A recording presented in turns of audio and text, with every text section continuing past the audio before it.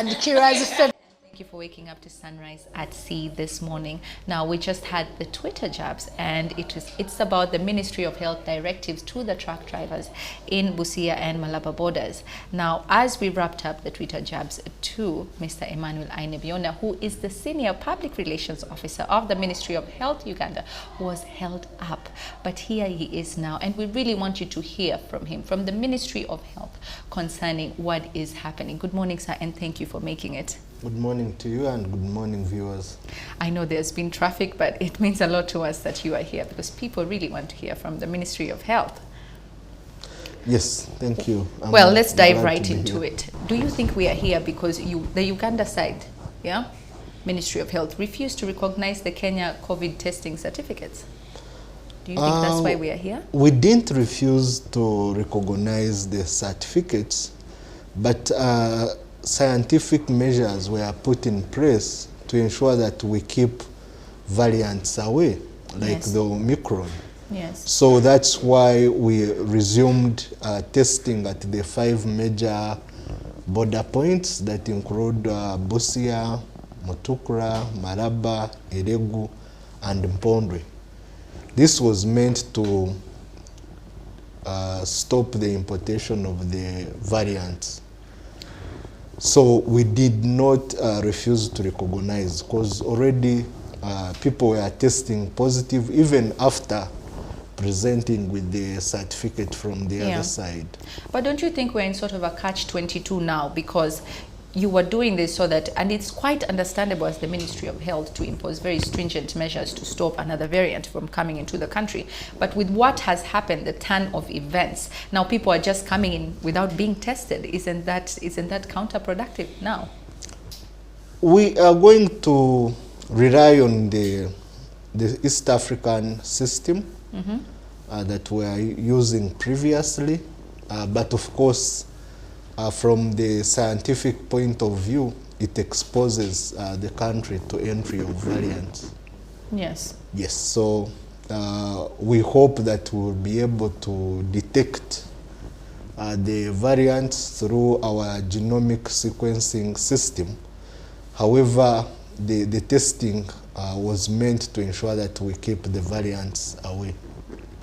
Okay, but as the Ministry of Health, do you feel responsible for the surge in fuel prices? What has happened because of all this? Do you feel the Ministry of Health lacked proper planning and foresight towards this situation? Because you see, when you are in an epidemic and emergency mode, there are some things you have to bear with, some inconveniences.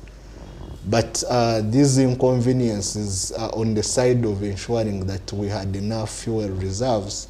That was not planned ahead. Because if we had enough fuel reserves, then there should haven't been an outcry for fuel.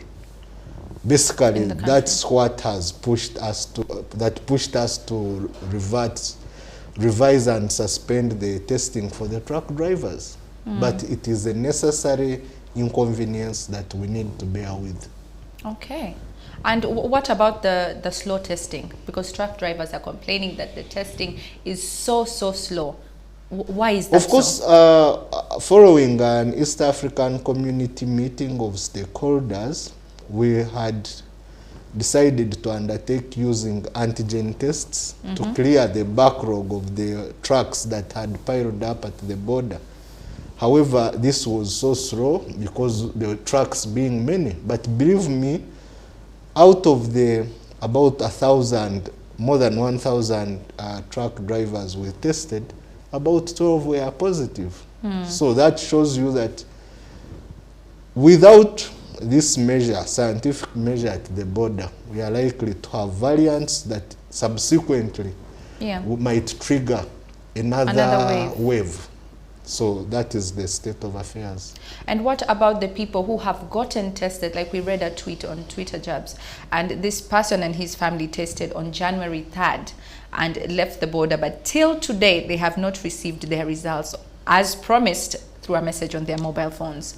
Why is that so? Why test people and let them go? How does that work?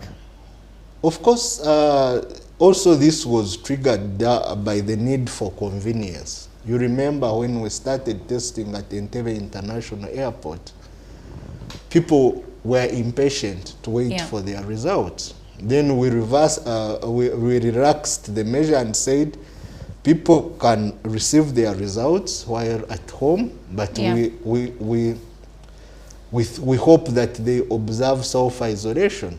Yes. So that is the rationale under which people move and results find them along the way.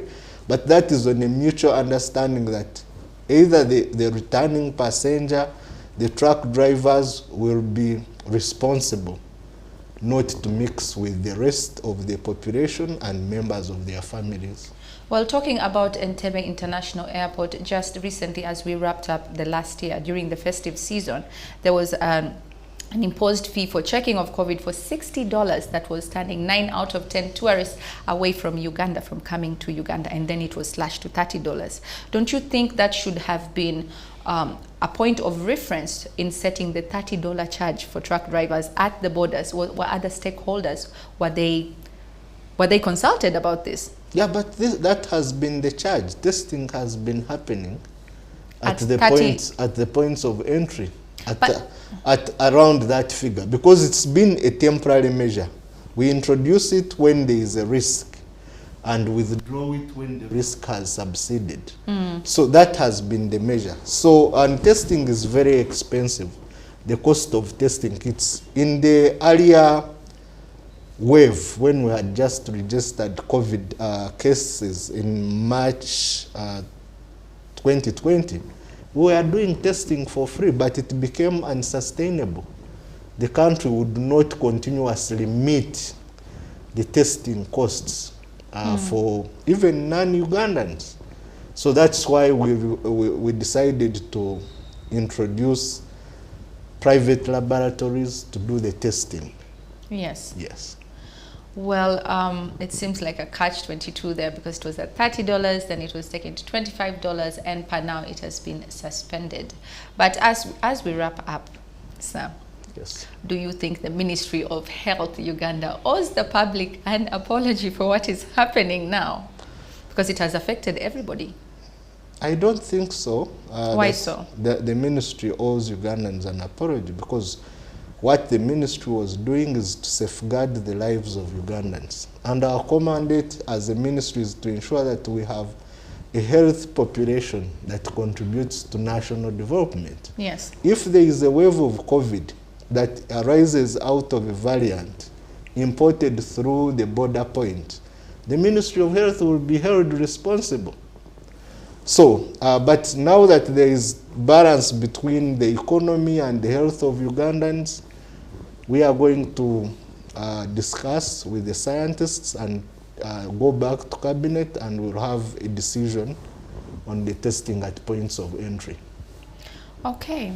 And what of other borders? How come we don't have other issues, for example, with the border at Mutukula? It is Kenya and Uganda. Is this, this a depiction of another underlying issue between the two countries? No, it's also, there was also issues at Mutukula. There were trucks stuck there. But the Maraba, the northern corridor, yes, which goes through Kenya up to Mombasa Port, is a busy corridor. Yes, and that's why there was jam of trucks as they tried to go through the border points. And you know, now it's a gateway to Southern Sudan, it's a gateway to DRC from the Mombasa port. So that's how busy that access of the northern corridor is. However, as a country, we need to ensure that we are prepared, fully prepared for anything, be it responding to a pandemic, ensuring that we have enough fuel reserves that can sustain us through a crisis period. Because COVID remains with us, and we have to continue having measures to ensure that our population is safeguarded. Absolutely, sir. And what Mr. Inebiona is saying, prevention is better than cure. Well, as we wrap up, sir, what is your message to Ugandans regarding streamlining the border points to make sure trade is flowing and commodities are coming in?